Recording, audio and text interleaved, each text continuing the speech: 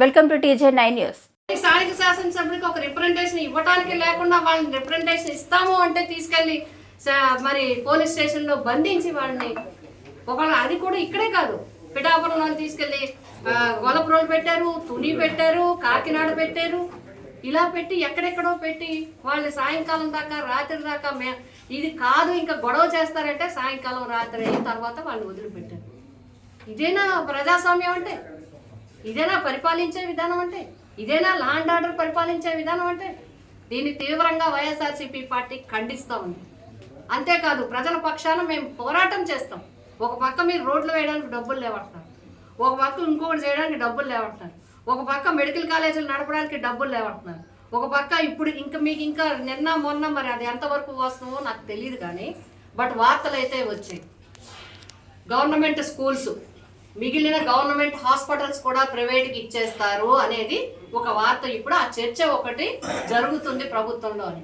అంటే కాలేజీలు, స్కూళ్ళు, గవర్నమెంట్ స్కూళ్ళు, గవర్నమెంట్ కాలేజీలు, పాలిటెక్నికల్ కాలేజీలు ఏ అయితే గవర్నమెంట్ కింద ఉన్నాయో అవన్నీ కూడా ప్రైవేట్కి ఇచ్చేసేసి మళ్ళీ బ్రిటిష్ వాళ్ళు పరిపాలించినట్టుగా, మళ్ళీ బ్రిటిష్ సామ్రాజ్యాన్ని నడిపినట్టుగా మొత్తం ఇచ్చేసి వెళ్ళిపోదామనే విధానం ఇక్కడ జరుగుతున్నట్టుగా వార్తలు వస్తున్నాయి.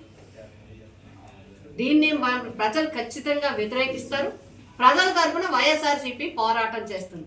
ఇప్పటికే 1 కోటి సంతకాలతో ప్రజలందరూ కూడా సంపూర్ణ మద్దతు ఇస్తే మెడికల్ కాలేజీలకి మరి పోరాటం చేయడం జరిగింది. గవర్నర్ గారి వరకు తీసుకెళ్ళడం జరిగింది. వాళ్ళు టెండర్స్ పెట్టినా అందరూ నిలుపుదల రాయడం జరిగింది. దీన్ని ఎంతటితో ఆపకుండా లీగల్గా కూడా ఫైట్ చేయడానికి వైఎస్ఆర్సీపీ పార్టీ జగన్మోహన్ రెడ్డి గారి నాయకత్వంలో ముందుకు వెళ్తా ఉంది. ఇదే కాదు, ఏ విషయమైనా సరే. ఇప్పుడు హౌసింగ్ చూడండి, హౌసింగ్ చూసినట్లయితే ఫేజ్ 1, 2, 3 కింద జగనన్న కాలనీని అందరికీ ఇస్తే ఇప్పటి వరకు ఒక్కడికి కూడా హౌస్ మీ గవర్నమెంట్ వచ్చిన తర్వాత 2వ సంవత్సరంలో పూర్తి చేసుకోబోతున్న సందర్భంలో ఒక్క హౌస్ ఇవ్వలేదు. ఎవరైతే సొంతంగా కట్టుకుంటారో వాళ్ళని ఏం ఆశపెట్టారు మీరు? 3 సెంట్లు ఇస్తాము, టౌన్లో అయితే 2 సెంట్లు ఇస్తామని చెప్పారు. ఉన్న సెంటున్నరలో కూడా వాళ్ళు ఇల్లు కట్టుకోకుండా చేస్తున్నారు. ఎటు కాకుండా ప్రజల్ని ఇబ్బందులు పెట్టే పరిస్థితిలో ఒక హౌసింగ్ లేదు, ఫీజు రియంబర్స్మెంట్ లేదు,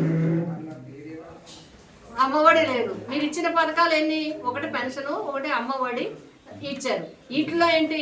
లక్షల సంఖ్యను తగ్గించారు. చెయ్యండి, ఒకసారి రివ్యూ చేయండి. జగన్ గారి ప్రభుత్వంలో ఎన్ని పెన్షన్లు ఉన్నాయి, మీ ప్రభుత్వంలో ఎన్ని పెన్షన్లు ఇస్తున్నారు? జగన్ గారి ప్రభుత్వంలో ఎంతమందికి అమ్మఒడి ఇచ్చారు, మీరు ఎంతమందికి ఇస్తున్నారు? మీరు చెప్పొచ్చు 2కి ఇస్తున్నాము, ఒక 2కి అని చెప్పి. సంఖ్య ఏది? 2కి ఇస్తే కొంతమందికైనా ఇచ్చేది, మిగతా వాళ్ళు అర్హులు కాదా? అంతేకాదు ఇప్పుడు 2వ సంవత్సరంలో మీరు అడుగు పెట్టబోతూ కూడా ఇప్పటికి వచ్చి ఒక కొత్త పెన్షన్ ఇవ్వలేదు. ప్రతి 6 నెలలకి కూడా కొత్త పెన్షన్లు ఇచ్చే విధానం జగన్ గారు ముఖ్యమంత్రిగా ఉన్నప్పుడు ఆ పరిపాలనలో అలా జరిగేది. మరి ఇప్పుడేది? ఇప్పుడు విడో పెన్షన్ లేదు, వృద్ధాప్య పెన్షన్ లేదు, దివ్యాంగుల పెన్షన్ లేదు, ఏ రకమైన పెన్షన్ లేదు. రెండోది హెల్త్ గురించి ఇంకా చెప్పాల్సిన పనే లేదు.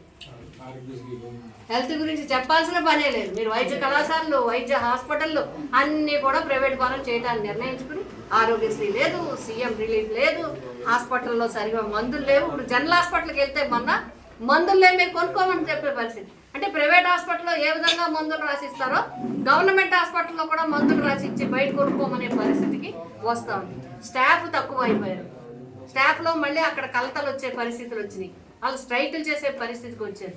ఇవన్నీ చూస్తుంటే మీరు ఆరోగ్యం ఇవ్వక, శాంతి భద్రతలు ఇవ్వక, పథకాలు ఇవ్వక, పరిపాలన సరిగా చేయక, దేనికోసం ఇది?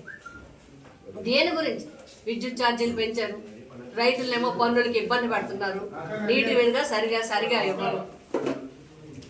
ఈ విధానం చూస్తే ఆంధ్రప్రదేశ్ ప్రభుత్వంలో ప్రజల యొక్క అష్ట కష్టాలన్నీ కూడా చాలా ఇబ్బందులు కూటమి ప్రభుత్వంలో పడడం జరుగుతుంది.